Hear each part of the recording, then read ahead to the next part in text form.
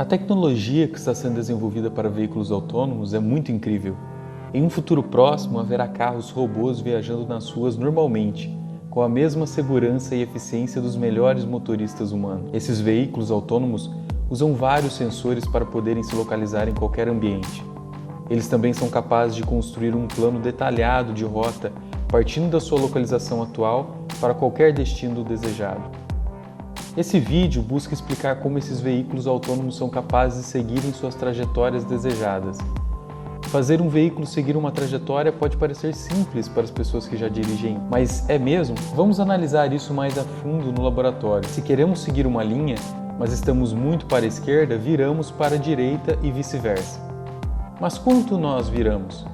Se o volante for virado a um valor fixo para a esquerda ou para a direita, a abordagem é chamada de bang-bang ou on-off. Para controlar um carro, essa estratégia não funciona muito bem. A resposta é muito brusca e desconfortável para os passageiros. Felizmente, nós não precisamos virar o volante dessa forma, já que existe uma amplitude de ângulos possíveis que podemos utilizar. Uma forma de determinar o ângulo para virar o volante é usar o que é conhecido como controle proporcional. Ao invés de virar o volante sempre em um ângulo fixo, o controle proporcional vira mais quanto mais longe estivermos da trajetória desejada. Calculamos uma medida chamada erro de distância da trajetória, para definir o quão longe o veículo está da trajetória desejada. Assim, o ângulo para virar o volante é obtido pela multiplicação do erro de distância da trajetória e do fator de escalonamento chamado de ganho proporcional. A amplitude de valores que o ganho proporcional pode assumir altera drasticamente a performance do veículo. Como você pode observar nesses exemplos, a performance ficou melhor quando o ganho foi maior. Por outro lado, com um ganho elevado, se você começa longe demais da trajetória desejada, o sistema pode ficar fazendo círculos descontroladamente. Com o ganho ajustado, o controle proporcional apresenta resultados melhores do que o controle on-off. Mas isso ainda não funciona muito bem. Com o controle proporcional, o carro pode ficar torto quando atinge a trajetória desejada. Como resultado disso, o controlador irá ultrapassar repetidamente a trajetória desejada ao invés de segui-la. Para corrigir esse problema, devemos considerar medidas de erros adicionais e usá-las para ajustar o comando do volante. Um bom candidato seria medir a variação do erro de distância de trajetória, ou em outras palavras, o quão rápido estamos nos movendo na direção perpendicular da trajetória desejada. Se estivermos seguindo perfeitamente a trajetória, a taxa de variação do erro de distância da trajetória será zero. Na teoria de controle, esse termo é chamado de derivativo.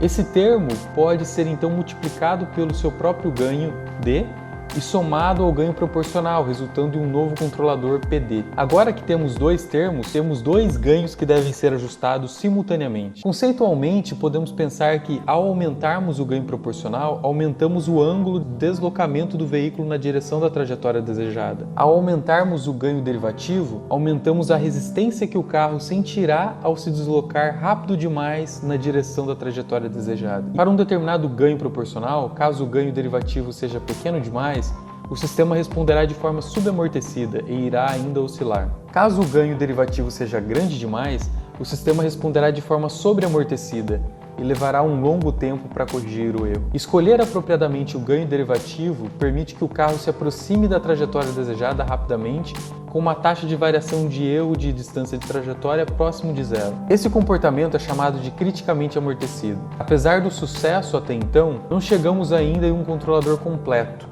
Fatores ambientais ou defeitos mecânicos podem alterar o comportamento normal do veículo e, por consequência, a performance do controlador. Por exemplo, se tiver um vento muito forte, o veículo poderá capotar a não ser que o motorista reaja controlando o volante para corrigir a ação do vento. Aqui está outro exemplo em que podemos facilmente demonstrar isso. Imagine que nosso veículo está seguindo a trajetória e passa por cima de uma pilha de pedras que empurra a frente do carro para fora do alinhamento desejado. E dessa forma, a ação do controle não mantém mais o carro dirigindo no alinhamento desejado. Como você pode ver, com o controlador descrito até então, o veículo ainda experimenta um erro em relação à trajetória desejada. A forma de resolver esse problema é adicionando uma outra parcela chamada de parcela integral. Essa terceira parcela soma o erro de distância da trajetória, fornecendo um bom indicativo caso estejamos gastando tempo demais de um lado ou do outro da trajetória. Você pode ver que nesse caso, se somarmos os erros de distância da trajetória, nós obviamente gastamos mais tempo de um lado da trajetória do que do outro. A parcela integral que nós propomos é exatamente essa soma multiplicada por um ganho. Agora, 3 ganhos devem ser ajustados de uma só vez, que pode ser bastante complicado se feito à mão. Se o ganho for muito grande, o controlador pode ficar instável porque as flutuações normais do controlador serão amplificadas e exageradas. Se o ganho for muito pequeno, pode levar muito tempo para